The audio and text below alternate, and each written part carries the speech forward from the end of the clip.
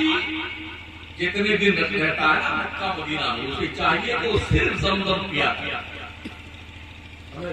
دوسرا پانی کہاں پر ہم لوگ میں پی لیتے ہیں، زمزم تھوڑی ملتا پینے کے لیے۔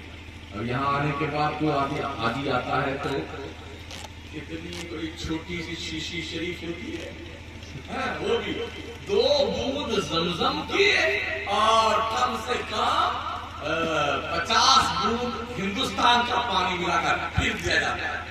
بیچارہ کرنی کا 5 لیٹر تو ملتا ہے۔ جب ہم 94 میں حج کرنے پہلی بار گئے تھے تو 20 لیٹر لے کے آئے، 20 لیٹر۔ پھر آہستہ ہم 2002 میں گئے تو 10 لیٹر ہو گیا، 2007 میں گئے تب بھی 10 لیٹر تھا، 2010 میں گئے حج کرنے پھر 10 لیٹر، اس کے بعد کم وقت ہم پانی اب صرف 5 لیٹر آپ لا سکتے ہیں زمزم۔ اب خاندان بڑا ہے، بیٹی کی رشتہ ہے، بیٹوں کی رشتہ ہے، اپنی رشتہ، کس کس کو آدمی اصلی زمزم دے تو 2-4 گھر ہی ختم ہو جائے گا۔ تو ایک بالٹی بھر کر کے پانی رکھتا ہے اور 3-4 بوند زمزم شریف اس پہ ملا کر کے آپ بھرتا ہے تو زمزم لیجیے، یہ کہتے ہیں ہم سب کرتے ہیں۔ تو جب تک مکے مدینے میں رہو، اگر کوئی بندہ زمزم کو اس نیت سے پیے کہ مجھے بھوک نہ لگے، اللہ کی عزت کی قسم آپ جتنے دن رہیں گے مکہ میں بھوک نہیں لگے۔ میں اپنا کرنا ہوتا احساس نہیں ہوتا بھوک کا، اگر پیاس کے اپنے پیاس کا آگے یقیناً پیاس نہیں لگے گی، اس لیے کہ اللہ کے نبی نے کہا جس نیت سے پیئیں گے آپ، اللہ اس نیت میں اس چیز کو جو ہے قبول فرماتا ہے۔ تو زمزم پانی جب بھی پیا کرے نا تو ہر پینے سے پہلے کسی نہ کسی نئی دعا کو اللہ سے مانگے جاتا ہے۔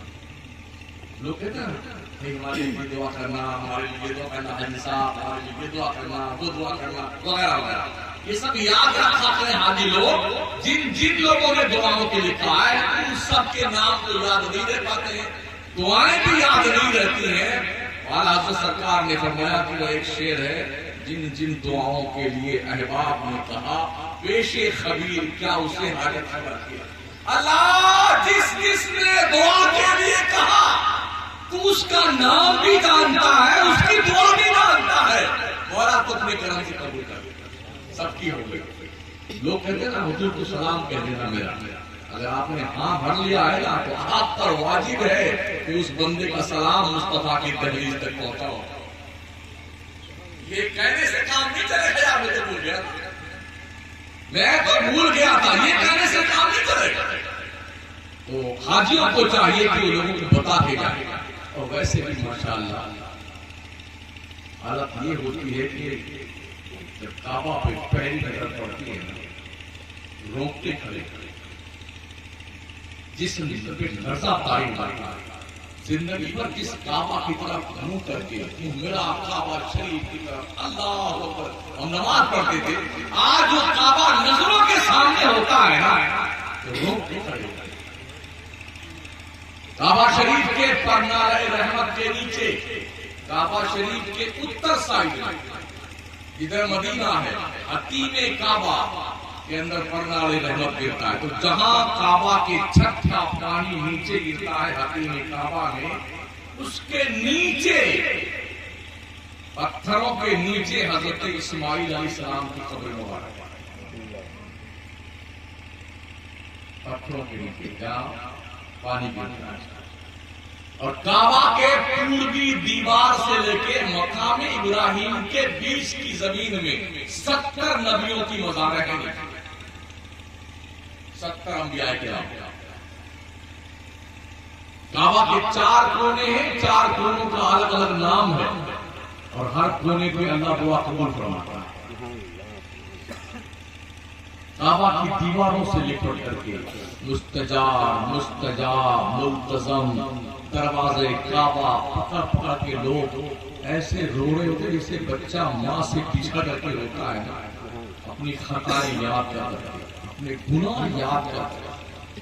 اب رب کے حضور حاضر ہے، اللہ کے گھر کے سامنے، رب کے دہلیز پر، اللہ کی چوکھٹ پہ بندہ موجود ہے، تو بندہ ہے اور اللہ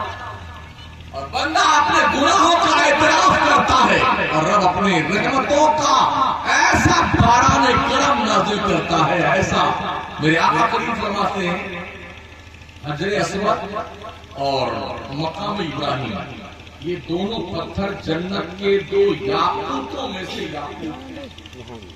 جب یہ پتھر اتارے گئے تھے آسمان سے جنت سے مکے میں تو ایک دم سفید تھا یہ پتھر، اتنا روشن تھا کہ اس کی روشنی کو دیکھ کر کے 22 کلومیٹر تک روشنی جاتی تھی۔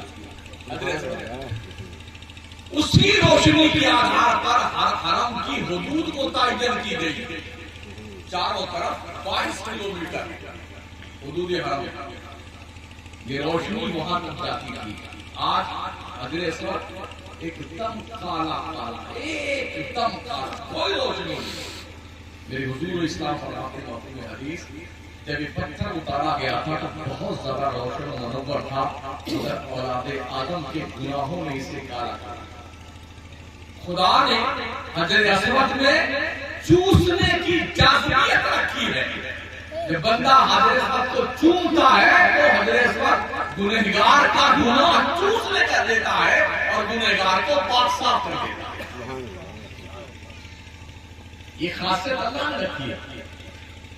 مقام ابراہیم وہ پتھر ہے جس پتھر پر کعبہ تعمیر کرتے وقت حضرت ابراہیم، اس زمانے میں کوئی سیڑھی وڑی تو تھی نہیں، الیکٹرانک کا سامان تو تھا نہیں، تو ایک پتھر تھا، اسی پتھر پہ کھڑے ہوتے تھے۔ حضرت اسماعیل علیہ السلام پتھر اٹھا کے دیتے تھے۔ 5 پہاڑوں کا پتھر کعبہ کی دیوار بنانے میں، چھت بنانے میں استعمال کیا گیا، 5 پہاڑوں۔ تو وہ پتھر دیتے جاتے تھے اور وہ چرائی کرتے جاتے تھے ابراہیم پیغمبر۔ جہاں جہاں جیسی ضرورت پیش آتی پتھر اوپر ہو جاتا، نیچے ہو جاتا، گھومتا رہتا چاروں طرف۔ کعبہ بن کے تیار ہوا تو اللہ کریم نے اس پتھر کو یہ زبا عطا فرمایا۔ حضرت ابراہیم کے دونوں قدمین شریفین کے نشان جیسے دھول میں ہم پیر رکھتے ہیں نشان بنتا ہے، ایسے سخت پتھر پر ابراہیم کے قدموں کے نشان اللہ نے محفوظ کر دیا۔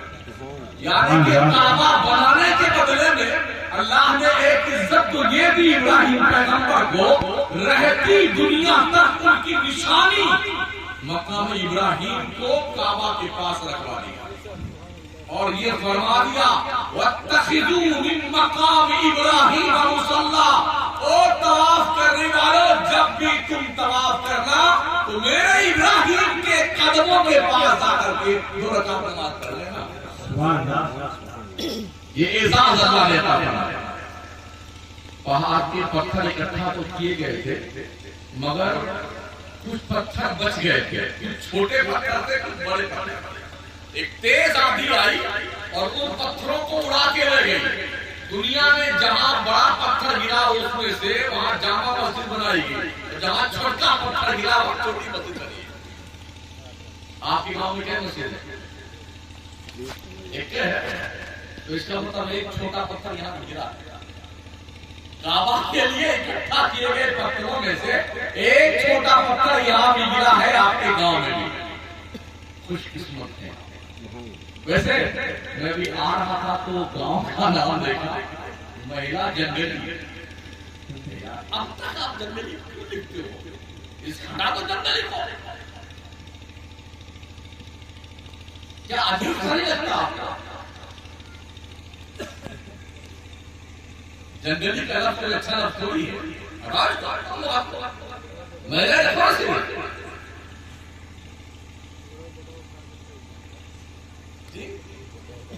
میں اپنے طرف نظر نہیں کر رہا ہوں، بورڈ لگا تو ہم خود ہی جنگلی بن رہے ہیں، خود ہی لکھ رہے ہیں جنگلی۔ ارے کوئی اچھا سا نام رکھو یار، بزرگوں کے نام پر اپنے گاؤں میں کیا دقت آتا ہے؟ اگر مغل سرائے کو کیا جا سکتا ہے اور فیض آباد کو جو ہے ایودھیا کینٹ کیا جا سکتا ہے تو مہیلا جنگلی کو کیا خواجہ نگر نہیں کر سکتا ہے؟ کیا امام محمد رضا نگر نہیں کر سکتے؟ کر سکتے؟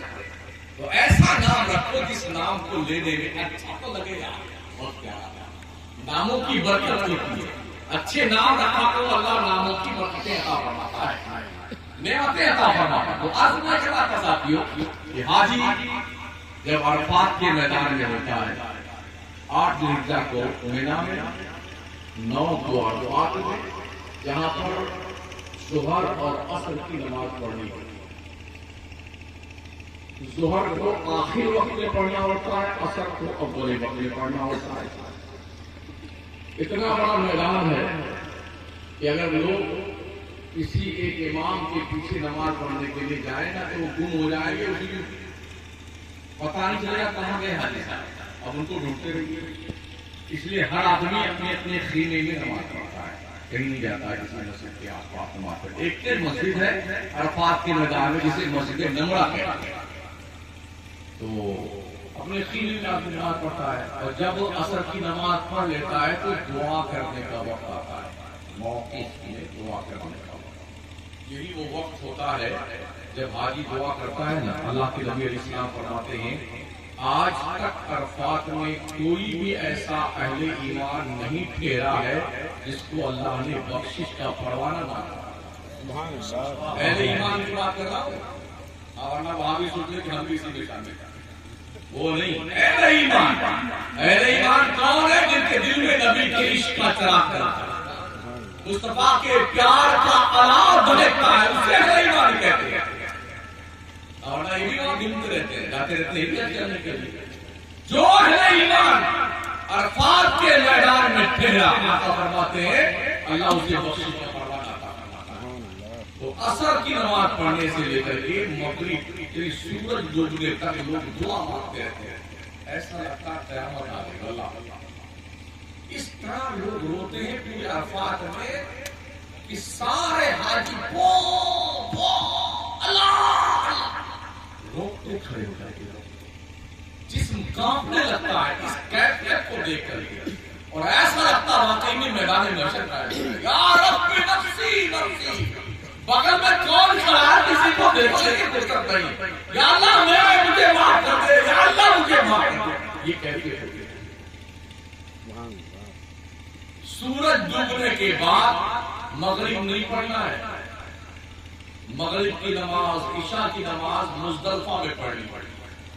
اب حاجی حالانکہ وقت ہو گیا, مغرب سورج ڈوب گیا, اب یہاں سے نکلیے, بس سے جائیں گے تو 6 کلومیٹر کا راستہ ہے. عرفات سے مزدلفہ 6 کلومیٹر, 6 گھنٹے میں پہنچتا ہے بس سے. اور پیدل جائے تو 1 گھنٹے پہنچ جاتا ہے, پونا گھنٹے پر 6 کلومیٹر ہو جائے. یہ زیادہ آسان ہوتا ہے کیونکہ اکثر لوگ جانتے ہیں نہیں راستہ ہوتا, تو جا کے بس میں بیٹھے ہیں. یہ چیٹیاں کیا چلتی ہیں, چیٹی, اس سے بھی کم رفتار ہوتی ہے بس کی, ورنہ 6 کلومیٹر اور 6 گھنٹے. مغرب یعنی کہ سورج ڈوبنے کے بعد بس نکلتی ہے اور پہنچتی ہے 2 بجے رات. مغرب نماز ختم ہو گیا, نہیں نماز کا وقت بھی ختم ہو گیا مغرب کا, لیکن مزدلفہ میں پہنچنے کے بعد حاجی کو حکم ہے تمہیں قضا مغرب کی نماز نہیں پڑھنی ہے, ادا پڑھنی ہے. یہاں مغرب کا وقت ہوا ہے, نماز نہیں پڑھنی ہے. کیوں؟ ہمارے نبی نے نہیں پڑھی تو نہیں پڑھنی ہے. عبادت کسے کہتے ہیں؟ مصطفیٰ کی اداؤں کا نام عبادت. ہاں, نبی نے نہیں پڑھی تو تم نے بھی نہیں پڑھنی ہے. اور مزدلفہ پہنچ کر کے چاہے رات کے 2 بجے پہنچے گا چاہے 3 بجے, مگر مغرب کی نماز ادا کی نیت سے پڑھنا. پہلے 3 رکعت فرض مغرب کی پڑھیے, پھر عشاء کی پڑھیے 2 رکعت فرض. اگر آپ مقیم ہے تو 4 رکعت پڑھیے, مسافر ہے تو 2 رکعت, اور 3 رکعت وتر پڑھ لیجیے. اور یہ کر لینے کے بعد کھا پی کر کے جو کچھ تھوڑا بہت آپ کے پاس ہو, تو 1 آدھ گھنٹہ لیٹیے اور فجر پڑھیے اور پھر بھاگیے. یہیں سے کنکر چن لیجیے شکرما کو مارنے کے لیے. ہاں, 49 کنکریاں مارنی ہوتی ہیں تو 60 کنکری چن لیجیے. اب پہنچتا آدمی عرفات کے وہاں سے مینا سے مزدلفہ سے مینا پہنچتا بھاگتا ہوا, اب کنکری مارنے گیا. لوگوں نے کہہ دیا کہ ہماری قربانی جو ہے 10 بجے ہو جائے گا. اب وہ کنکری مار کر کے منڈن کرا کے نہا دھو کے اپنا کپڑا کر لیا. معلوم ہوا اس کی قربانی آج نہیں کل ہوئی ہے. ہونے والی حالت ہے۔ حج کمیٹی والے جو بدماش ہیں، بدبخت، اتنے نالائق ہیں، انہیں کوئی ذمہ داری نہیں۔ ٹائم دیا ہے، آج صبح 10 بجے آپ کی قربانی ہوگی نا، آپ کو اسی حساب سے اپنا منڈر کروائیں گے اور قربانی آپ کی ہو رہی۔ اگر ایسا ہو گیا تو ایک جانور آپ کو جرمانہ دینا پڑے گا۔ یہ ہوتا ہے کنکری مارنے کے لیے حاجیوں کو دیکھا ایسا گھساتے ہیں، کود کود کے مارتے ہیں، لگتا ہے واقعی شیطان کھڑا ہے، جبکہ وہاں دیوار ہے، دیوار پتھر کی، اینٹ کی، سیمنٹ کی دیوار بنائی گئی ہے اور اس کے راؤنڈ میں 5 میٹر کا ایریا ایسا ہوتا ہے کیونکہ کنکر ماریں گے تو بہرحال کنکر لا کے لگے گا ہی لگے گا۔ آگے جو زیادہ آگے چلے جاتے ہیں نا، کبھی کبھی ان کے سر پر بھی بچ جاتا ہے خون، لہو لہان ہوتا ہے۔ جب زیادہ جوش میں ہاتھی آتا ہے تو گریاتا بھی ہے۔ ہاں کبھی چپل لے کے کود کود کے یعنی پورا بھیڑنے پہ تیار ہوتا ہے۔ بہت محتاط رہنے کی ضرورت ہے، مسئلہ سیکھنا چاہیے مسلمان۔ جس طرح سے حج کے مسائل حاجیوں کو سیکھنا ضروری ہے، ایسے ہی نکاح کے، شادی بیاہ کے، بیوی کے ساتھ رہنے کے مسائل بھی سیکھنا ضروری ہے۔ بوڑھے آ جاتے ہیں، ورنہ کچھ اتنے الفاظ کنایا کے پائے جاتے ہیں۔ بتائیے فقہ کتاب ہے کیا آپ کہہ جاتے ہیں بیگم آپ کی نکاح سے نکل گئی اور آپ کو پتہ نہیں چلتا ہے۔ اس لیے دین سیکھیے، دین چودر مت بنیے، یہ لوگوں پہ سینٹر نہیں ملے گا۔ ہاں سیکھیے اس کو، دین سیکھیے، دین کیا فرض ہے، کیا واجب ہے، کیا سنت مؤکدہ ہے، کیا غیر مؤکدہ ہے، اسے سیکھیے۔ کیا کہنے سے نکاح ٹوٹ جاتا ہے، کیا کہنے سے نہیں ٹوٹتا ہے، اگر ٹوٹ گیا تو اس کو جوڑنے کا رستہ کیا ہے، سیکھنا ہوگا۔ لیکن جتنا آسان مسلمان دین سمجھتا ہے اتنا آسان کوئی لوگ کام نہیں سمجھتا ہے۔ جو ہوگا دیکھا جائے۔ حاجی مکہ میں جب تک رہتا ہے 2 چیزیں بہت ضروری ہیں حاجی کے لیے، ایک تو عرفات کے میدان میں ٹھہرنا اور ایک طواف زیارت کرنا۔ حج کا یہ 2 رکن اعظم ہے۔ ویسے 7 فرائض ہیں حج میں، واجبات تقریباً 2.5 یا 3 درجن کے آس پاس۔ ایک کون یاد کرتا ہے؟ حاجی صاحب کو چاہیے، کتاب میں لکھا ہوتا ہے کہ اس چکر میں یہ دعا پڑھنا ہے، اس چکر میں یہ دعا پڑھنا ہے، اس چکر میں یہ پڑھنا۔ آپ تو کسی چکر میں مت پڑھنا، کتاب کو رکھنا جھولے میں، جتنی بار درود پڑھو حضور کی خدمت میں پڑھتے رہو۔ نعرہ تکبیر، نعرہ رسالت، جشن زیارت حرمین شریفین، حضور مفتی صاحب قبلہ، نعرہ رسالت۔ اس لیے کہ دعاؤں کے قبولیت کی گارنٹی نہیں ہے، درود قبول ہے۔ اب آدمی اتنی دور سے گیا ہے یار، وہ کتاب دیکھے، کتاب دیکھے کہ کعبہ شریف دیکھے۔ ہم نے تو کبھی بھی کتاب کا چکر ہی نہ لگا، کعبہ دیکھتے رہے، گھومتے رہے، دیکھتے رہے، گھومتے رہے، دیکھتے رہے، اتنے درود پڑھتے رہے۔ اور کچھ پڑھنا چاہیں تو کلمہ طیبہ ہے، دوسرا کلمہ ہے، تیسرا کلمہ ہے، چوتھا کلمہ ہی طواف کے حالت میں بھی دعائیں مانگی جاتی ہیں، اپنی زبان میں مانگی، اللہ قبول کرتا ہے۔ حج کی باضابطہ طور پر مجھے نہیں پتا ہمارے اس علاقے میں حاجیوں کی ٹریننگ ہوتی کہ نہیں ہوتی۔ ہمارے ذمہ دار علماء کو چاہیے کہ اس علاقے کی جو حجاج حج پر جانے والے ہوں کم از کم ایک دن ان کی ٹریننگ کا کیمپ لگایا جائے، کیسے حج کیا جاتا ہے یہ سکھایا جائے۔ ہمارے راجستھان میں ایسا ہے، مہاراشٹر میں، مدھیہ پردیش میں ایسا ہے، گنگا گجرات میں بھی ہے، ٹریننگ کا کیمپ لگتا ہے، ہر ضلع میں لگتا ہے۔ تو وہاں پر باضابطہ ایک ٹرینر تو حکومت طرف سے آتا ہے اور دین کے مسائل حج کا طریقہ سکھانے کے لیے علماء کا سلیکشن ہوتا ہے، عالم جا کر کے انہیں سکھاتا ہے کیسے کیا کرنا ہے۔ احرام کی پابندیاں کیا ہیں، حالت احرام میں کیا کر سکتے ہیں، کیا نہیں کر سکتے ہیں۔ اگر نیت کر لینے کے بعد عمرہ کی یا حج کی نیت کرنے کے بعد آدمی نے ایک پہاڑ تک اپنا چہرہ چھپائے رکھا کسی چھتری سے، رومال سے یا اسی احرام سے، لانتوں سے جرمانہ دینا، اور 4 پہاڑ تک چھپائے رکھا تو ایک جانور ذبح کی تھی اللہ کے نام پہ، اور وہ جانور کا ایک روٹی کا گوشت نہیں کھا سکتے، سب خیرات کرنا یہ سب جرمانے۔ کچھ صدقہ دینا پڑتا ہے، کسی نے اپنے بال توڑ لیے تو ایک بال توڑنے پر ایک صدقہ۔ اس لیے حاجیوں کو چاہیے جب حج سے فارغ ہو جائے تو 1-2-3 کلو کھجور لے کر کے وہیں پر صدقہ کر دیں، بانٹنے والے صدقے نہ کسی کو بانٹے، ہر کوئی سے کھا سکتا صدقے نہ کچھ پیسے بھی خیرات کرنے چاہیے۔ مکہ شریف میں 1 ریال اگر اللہ کی راہ میں خرچہ کیا، 1 لاکھ ریال خرچ کرنے کا ثواب اللہ تعالیٰ۔ لیکن ایک گناہ بھی کریں گے نا مکے میں تو 1 لاکھ گناہ لکھا جاتا ہے۔ شہر مدینہ میں ایک نیکی کریں گے تو 50,000 نیکی لکھی جاتی ہے، ایک گناہ کریں گے تو 1 گناہ لکھا جاتا ہے۔ یہ سب تمہارا کرم ہے، آقا کے بعد اب تک کروں گی، ایک گناہ پر 1 گناہ لکھا جاتا ہے۔ جب تمہارا ہوتے ہیں طیبہ نہ صحیح افضل، مکہ ہی بڑا ظاہر، ہم عشق کے بندے ہیں، کیا بات ہے، یہاں زیادہ ثواب ملتا ہے۔ تم سارا جہاں لے لو، مدینہ ہمیں دیتے ہیں۔ مکے میں جب آدمی حج سے فارغ ہو جاتا ہے تو اس کے چہرے کا رنگ دیکھنے کے لائق ہوتا ہے۔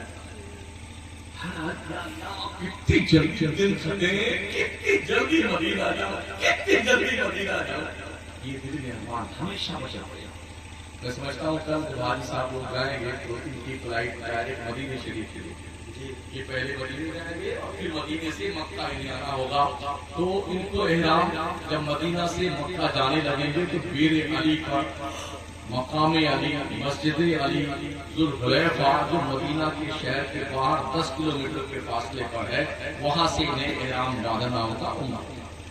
تو حاجی کا دل نہیں لگتا مکے میں، کیونکہ مکہ میں کعبہ بھی ہے، صفا مروہ بھی ہے، زمزم کا کنواں بھی ہے، مکہ میں ابراہیم بھی ہے، حتیم کعبہ بھی ہے، حجر اسود، دل نہیں لگتا۔ دل کیسے لگے؟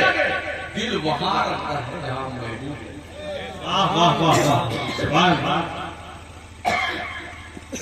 آپ بہت خوبصورت گھر بنا لیں، آپ قیمتی کروڑوں اربوں روپے کا بنگلہ، لاکھوں کے جھومر سجا لیں اور اکیلے بیٹھے رہے اس گھر میں تو ایک ایک جھومر آپ کو گولی مارتا رہے، کٹوں کے لگائے کاٹتا دوڑے گا آپ کو، آپ کا مکان کھاتا۔ اگر آپ کا آپ کی اہلیہ نہیں، آپ کی فیملی نہیں ہے تو گھر اچھا نہیں لگے گا، چاہے کتنا قیمتی بنا لے، ٹھیک ہے نا۔ جھوپڑے میں آدمی رہتا، فیملی پوری ہے، گھر بھرا ہوا بڑا خوش رہتا۔ میں نے کہا اللہ گھر تو تیرا مکے میں، محبوب تیرا مدینے، کیا بات کیا بات ہے۔ پیدا تو مکے میں کیا تم نے اپنے محبوب کو، اور بھیج دیا مدینے میں 500 کلومیٹر دور اپنے گھر سے۔ شاید یہی وجہ ہے کہ اللہ کا گھر حج کر لینے کے بعد اچھا نہیں لگتا، یہ محبوب نہیں ہے نا۔ نیکیاں مل رہی مگر محبوب نہیں، اس لیے آدمی تڑپتا ہے۔ سرکار اعظم حاجیوں آؤ شہنشاہ کا روضہ دیکھو، کعبہ تو دیکھ چکے، کعبہ کا کعبہ دیکھو۔ آب زمزم تو پیا خوب بجھائیں پیاسیں، آؤ دودے شہر کوثر کا بھی دریا دیکھو۔